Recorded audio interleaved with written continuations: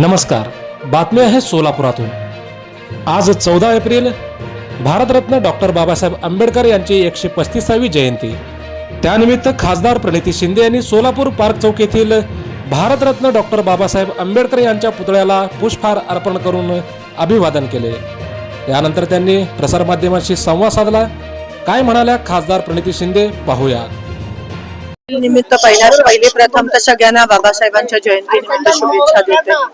हा दिवस खूप महत्त्वाचा आपल्या सगळ्यांसाठी आणि बाबासाहेबांचे विचार ते आपल्या आयुष्यात हे जन्मापासून ते शेवटपर्यंत असायला पाहिजे। ते केवळ जयंतीपुरती नाही, हा संदेश बाबासाहेबांनी दिलेला। आज खरं तर बाबासाहेबांची जास्तच आठवण येते आणि त्यांचे विचार आज जास्त लागू आहेत, कारण का आज कुठेतरी या देशाला च्या लोकशाहीला खूप मोठा खतरा निर्माण झालाय, संविधानाला खूप मोठा खतरा निर्माण झालाय। संविधान बदलण्याच्या गोष्टी हे सत्ताधारी भाजपकडून होत आहेत। बाबासाहेबांना न मानणाऱ्या गोष्टी या ठिकाणी सत्ताधाऱ्यांकडून होत आहेत।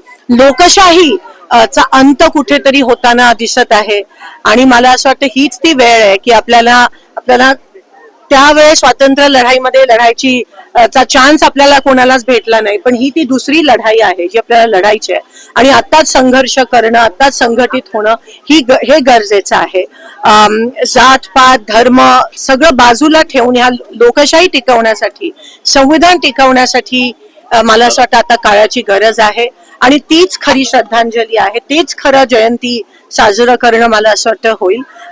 दर दिवशी रोज मला असं वाटतं उठल्यावर बाबासाहेबांचे विचार आणि संविधान जपण्याचा जे वचन आहे ते आपण घेणं महत्वाचं आहे।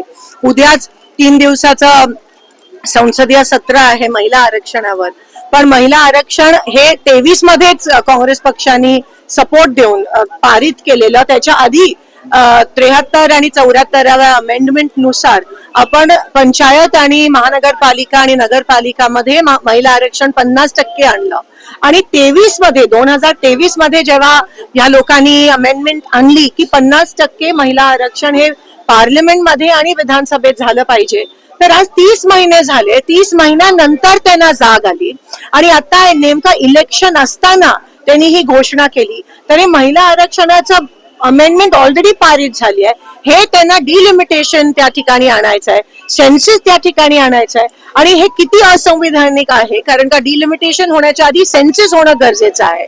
म्हणून एकंदरीत हे ज्वलंत उदाहरण आहे किती असंविधानिक हे काम करतायत आणि ऑपोजिशनला न घेता खरं तर हे अशी बिलं पारित होण्याच्या आधी पूर्ण देशभरात एक चर्चा झाली पाहिजे, पण चर्चा होत नाहीये। मोदीजी एकच ओपेड घेत आहेत, संमेलन एकतर्फी सगळं चाललंय। एकतर्फी जेव्हा होते तेव्हा लोकतंत्र नसतं, जेव्हा संवाद होतो त्यालाच लोकतंत्र म्हणत असतात। संवादाची ताकद आहे जी आपल्याला बाबासाहेबांनी संविधानाच्या माध्यमातून दिली की लोकांमध्ये चर्चा, लोकांमध्ये संवाद झाला पाहिजे। ते पूर्ण नष्ट करून, ती प्रथा परंपरा नष्ट करून अलीकडे आपल्याला दिसतंय की मोदीजी फक्त एकतर्फी चाललंय आणि हेच लोकशाही समाप्तीचे कुठेतरी संकेत आहेत का काय। पण जोपर्यंत बाबासाहेबांचे विचार आहेत, जोपर्यंत आम्ही सगळे आहोत, जोपर्यंत काँग्रेस पक्ष आहे, बाबासाहेबांवर विचार करणारे लोक आहेत, तोपर्यंत आपण हे होऊ देणार नाही। अगदी चौथा स्तंभ जो आहे त्यांच्या समोर पण मोदीजी मागच्या 15 वर्षात आले नाही आहेत आणि तेच मनमोहन सिंगजी अनेकदा आले होते। ह्याच्यावरूनच कळतं की कसं लोकशाहीचा अपमान आणि संविधानाचा अपमान हा मोदीजी आणि भाजपकडून वारंवार होत आहे। राज ठाकरेंनी एक ट्विट केलंय।